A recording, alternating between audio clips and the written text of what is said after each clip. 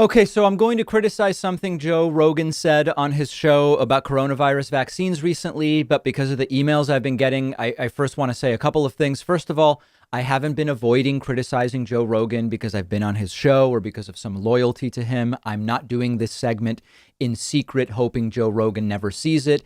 I am not regularly in touch with Joe. We've been in touch a couple of times since I was last on. Everything I'm going to say here, I would say to Joe if I were back on his show. This is a disagreement about the vaccine.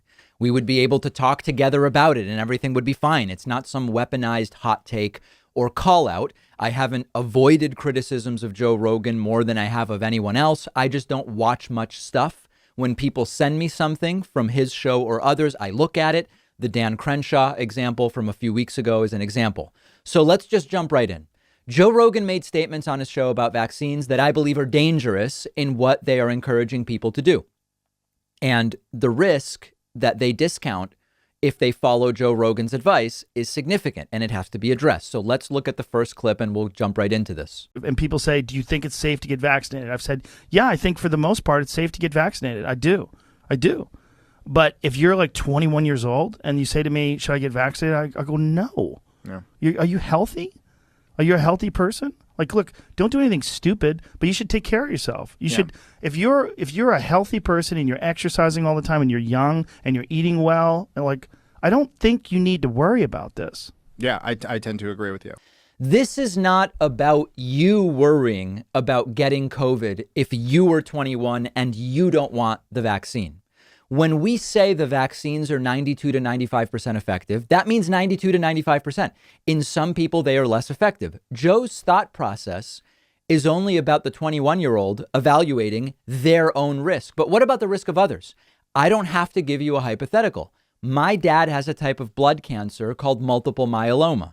They recently did a study of vaccinated multiple myeloma patients. In them, the vaccine is 50% effective. It's one study. But they took a group of vaccinated multiple myeloma patients. 2 weeks after their second doses, they checked their antibodies. Half of them did not develop antibodies. So my dad got vaccinated. I got vaccinated. My 17-year-old sister vaccinated, right? We all did it. But at some point, things will go back to normal. You won't need masks in grocery stores or at the car mechanic or wherever else. So masks are done.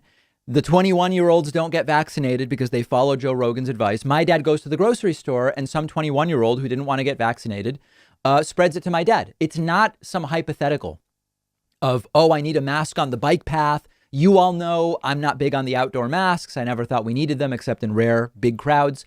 This is the vaccine cuts down your ability to spread the virus by 90%. It reduces the amount of virus that is in the systems of vaccinated people. My dad has a 50% shot of being immune with the vaccine. He did everything he can. He got vaccinated, but he goes to the grocery store or the DMV and it's filled with 21-year-olds that heard Joe Rogan say, if you're 21 and healthy, you don't need to be vaccinated. Well, it's not about your level of risk necessarily.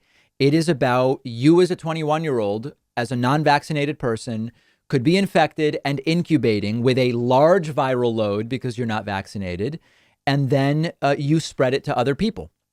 The vaccinated 21-year-old has a reduced ability of spread, 90% reduced. That protects my dad and the 5 to 8% of people who get vaccinated but do not develop immunity. It is not just about the 21-year-old. Now, if you don't care about others, if you're the 21-year-old and all you care about is yourself, okay. But it's dangerous to say that that's the only calculation if you understand the importance of considering other people living in societies. The principle at play is if you aren't likely to die yourself, maybe don't get vaccinated. That's what Joe Rogan is saying. It doesn't work. Most people individually are not likely to die from the virus.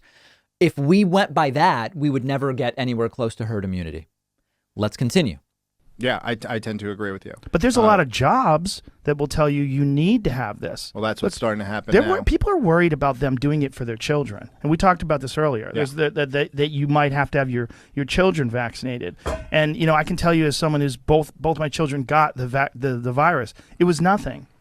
I mean, I hate to say that. If someone's children died from this, I'm very sorry that happened. I'm not I'm not in any way diminishing that, but I'm saying the personal experience that my children had with COVID was nothing. So again, same issue about his kids versus his kids spreading it. The longer this goes, the more the spread is shifting to children. So it's not just about the kids. It's about other people that the kids might spread it to. People who might be vaccinated, but could be in the 5 to 8% who don't develop immunity. Or if you're immunocompromised, it might be more like 40 or 50% don't develop immunity.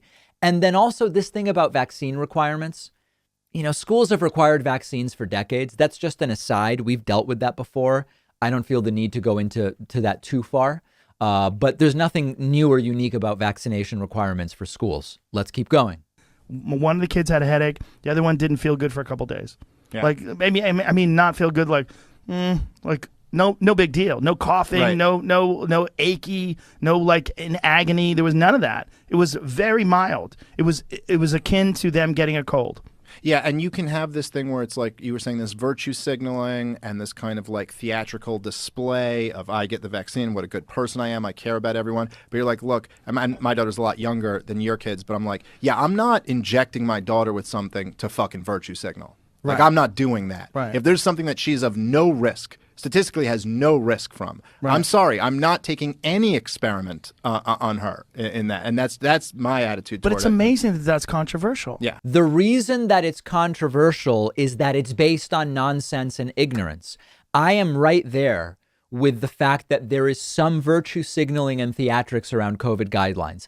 I have said the masks outdoors, when you were walking on the bike path or passing someone on the sidewalk, I have seen no evidence that it was ever necessary to wear a mask in that situation. I'm not interested in virtue signaling. I am not, one of these lockdown lovers that people on the right like to say, shut everything down forever. No. When 2 weeks ago, vaccinated Joe Biden and vaccinated Kamala Harris were on a stage together, outdoors, alone with each other, and they both wore masks while the other spoke, I said there is no reason for that. Maybe you do it for theater so that other people see it and maybe they behave more safely. There was no reason for that. But vaccinating people not at risk themselves to protect others is not virtue signaling. It's not controversial. It's just caring about humans. Then this other guy also says, an experimental drug, the vaccines. Listen, if you don't trust mRNA vaccines for some reason, there's no reason not to. But what I'm saying is, if you don't trust mRNA vaccines, there are so-called regular vaccines available for the virus, like the Johnson & Johnson vaccine. Oh, but David, the blood clots, 1 in 1.2 million, all women age 18 to 48. Their kids are not in that group, okay? If you don't want an experimental mRNA vaccine, then you get the J&J. There's an answer to that as well. Let's watch one more clip. That even saying that I'm not going to inject my child with the vaccine is controversial. Yeah. It's crazy because, again, we are not talking about even the flu that we just found out killed 22,000 people last year. We're not talking about that. Right. We're talking about something that is not statistically dangerous for children. But Yeah. yet people still want you to get your child vaccinated, which is crazy to me. Yeah. Like, you should be vaccinated if you are vulnerable. I actually don't know why the focus is on they want you to get your child vaccinated because the vaccines aren't even approved for kids yet. Now, at some point, after rigorous testing that's ongoing, it might be soon, the vaccine or multiple vaccines might get approved for younger kids. It's not even approved right now. So this is genuinely disheartening to see. I have no issue with Rogan personally. I'm glad to talk to him anytime if he wants to have me back on. I'm not saying anything I wouldn't say to Joe. If I spoke to him, I'd say, Joe, I'm worried about this for the reasons I just outlined. I don't assume that he's doing this because he's a bad person, because I've seen no evidence he's a bad person. I think he's just mistaken. And it's not sensible commentary.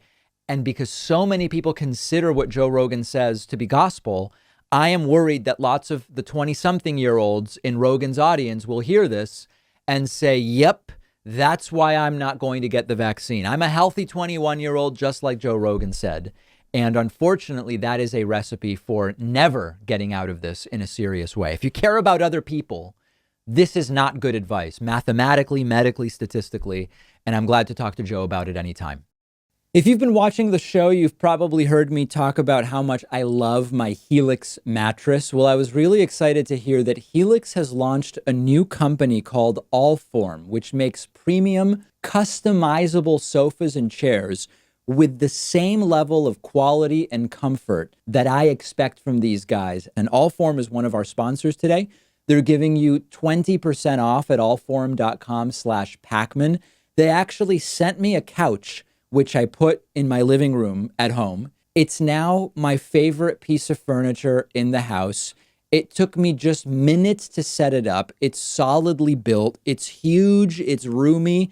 It has a modern minimalist design, which I love, but it's also very comfortable. Fabric is soft, clearly very high quality. It has become the focal point of my living room.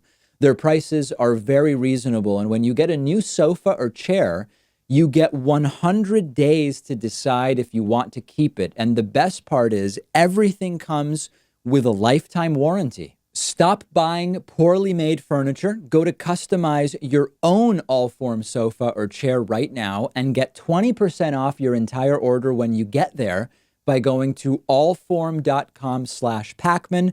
I've also put the link right underneath this video.